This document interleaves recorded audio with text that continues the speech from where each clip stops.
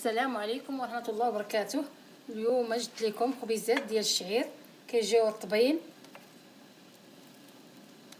كيجيو مفشفشين باقيين سخان. نتمنى يعجبوكم. ودابا ان شاء الله غنبداو في المقادير.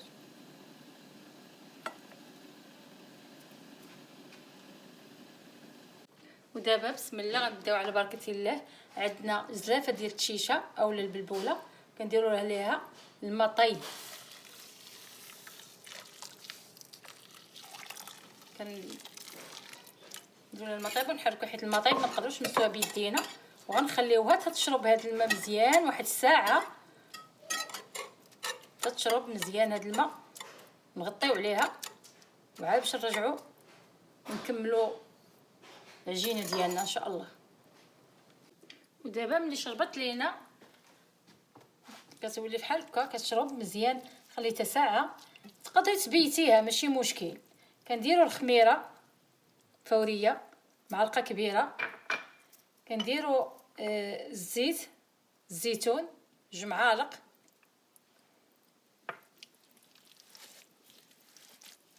كنخلطوها مع هاد. انا غندير الدقيق الكامل معاها، ما عنديش الدقيق الفورس باش تجي صحيه. نديروا الملحه واحد معلقه صغيره، والدقيق الكامل باش نجمعوه. غنشوفوا شحال غتاخذ لينا باش تجمع لينا.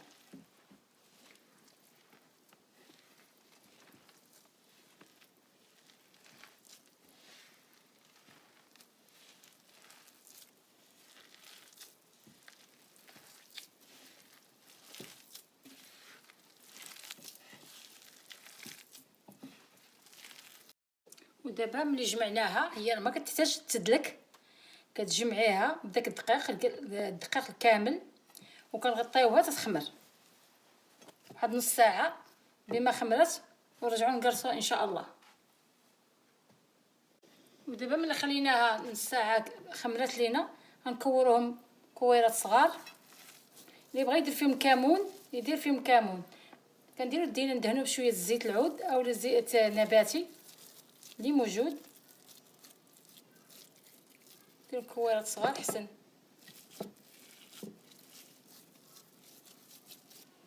كيجيو صحيين ان شاء الله يعجبوكم. ديروهم وغادي ان شاء الله يعجبوكم. دابا ملي درناهم كويرات غنقرصوهم في البلبوله. تكون رقيقه ما تكونش غليظه، رقيقه باش تقرصيها وباش عجينتها. انا درت هاد البلبوله بلديه راه كتباع، انا جبتها نيت من المغرب، راه كتباع في المغرب.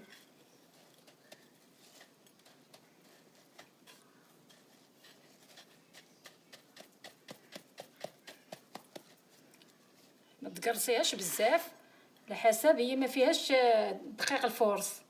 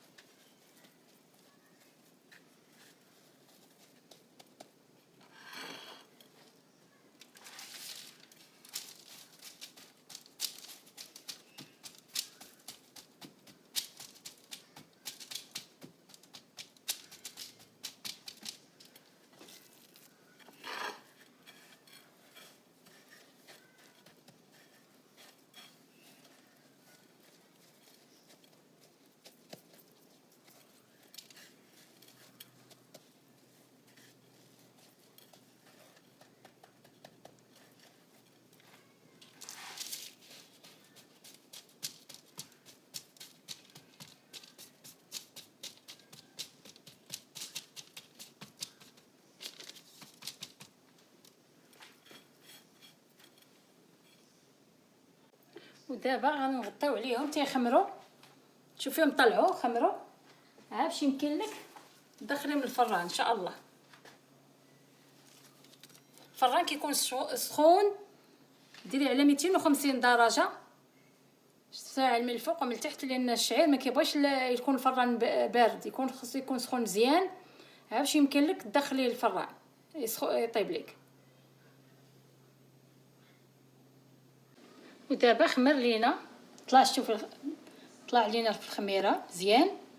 دابا غندخلو الفران يكون سخون كما قلت لكم مزيان. ان شاء الله نوريكم التقديم ديالو. بعد ما طابوا لينا درناهم في هذا التبصيل، وكنديروا مع زويته ديال الزيتون، وكيجيو رطبين. وملي كيطيبوا كنديرهم في واحد الزويف وكنغطيو عليهم حتى يرجع عليهم داك الصهد باش يبقاو هكا رطبين، ما تخليهمش عريانين. نديرهم في زويف وغطيهم وغادي يبقاو رطبين ان شاء الله. ما تنسونيش في اللايك وابوني وتفعيل الجرس باش يوصلكم الجديد. والسلام عليكم ورحمه الله وبركاته.